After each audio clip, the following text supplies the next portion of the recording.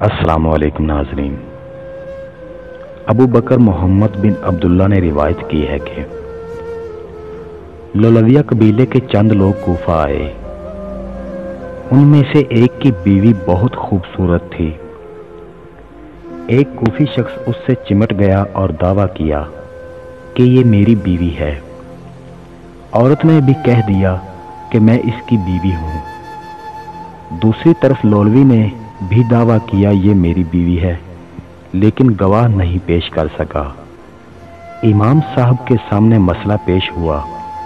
امام صاحب قاضی ابن ابی لیلہ اور دیگر علماء کو ساتھ لے کر وہاں گئے اور کچھ عورتوں کو حکم دیا کہ لولوی کے خیمے میں جائیں۔ جب عورتیں قریب گئیں تو لولوی کے کتے نے حملہ کر دیا۔ عورتیں واپس ہو گئیں۔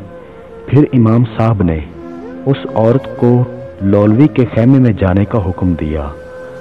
جب وہ عورت قریب گئی تو کتا اس کے چاروں طرف دم ہلا ہلا کر گھومنے لگا۔ امام صاحب نے فرمایا حق ظاہر ہو گیا۔ تب عورت نے بھی اعتراف کر لیا اور مرد کے سامنے جھک گئی۔